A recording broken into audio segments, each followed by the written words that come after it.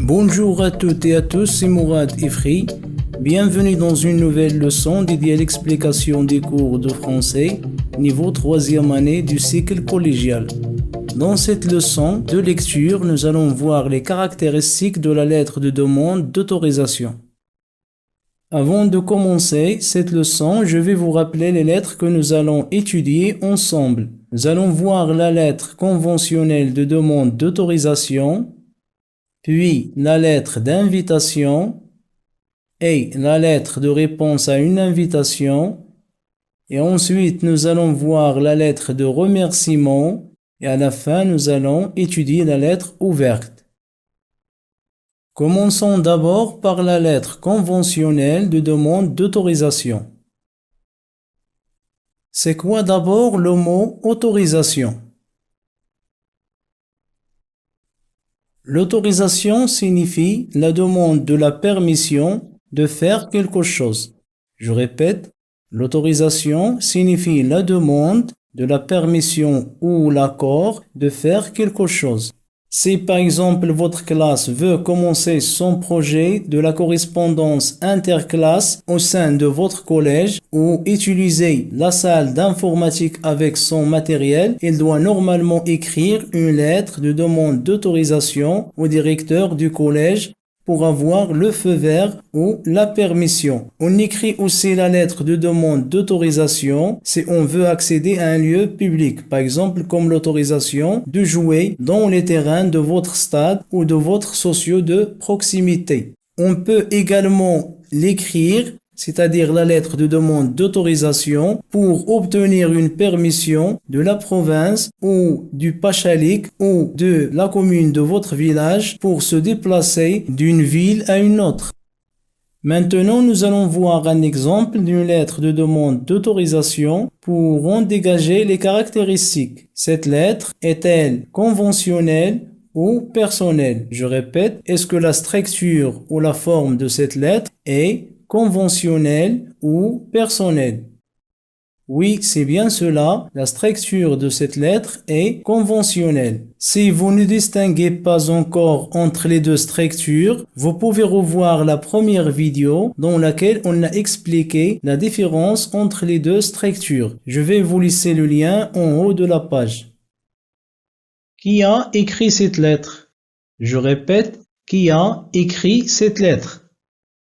Oui, c'est bien cela, les membres de l'association Jeunesse et Sport qui ont écrit cette lettre. Qui est le destinataire? Oui, le destinataire est Monsieur le Président.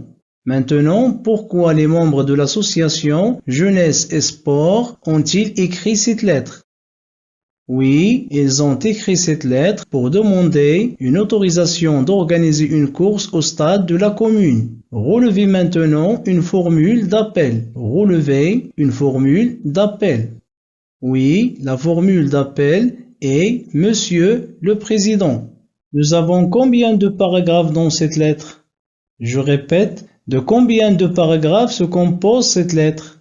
Oui, cette lettre se compose de 3 paragraphes. 2 paragraphes correspondent au corps de la lettre et un dernier à la formule de politesse. Maintenant, quelles sont les expressions qui permettent de demander une autorisation dans le premier paragraphe?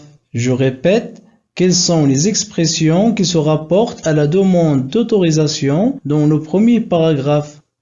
Oui, les expéditeurs ont utilisé « Nous sollicitons votre autorisation pour demander la permission d'organiser une course au stade de la commune. » Qu'est-ce qu'elle fait maintenant les expéditeurs dans le deuxième paragraphe?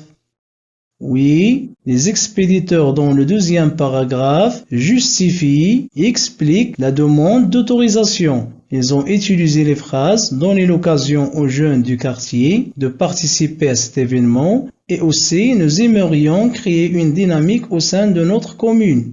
Quels sont les mots de liaison employés par les expéditeurs dans ce paragraphe pour la justification? Je répète, quels sont les mots de liaison employés par les expéditeurs pour la justification? Oui, ils ont utilisé les mots « d'une part » et « d'autre part » pour justifier leur demande. Après la lecture de tous les paragraphes, quelles sont les expressions utilisées pour exprimer la politesse? Je répète, après la lecture de tous les paragraphes, quelles sont les expressions utilisées par les membres de l'association Jeunesse et Sport pour exprimer la politesse? Oui, nous avons le mot monsieur, répété plusieurs fois dans le texte. Nous avons monsieur le président, monsieur le président. Donc, on utilise le mot monsieur pour exprimer la politesse. Qu'est-ce que nous avons aussi? Oui, nous avons le vouvoiement. Nous avons votre, vous, pour exprimer la politesse. Et enfin, qu'est-ce que nous avons?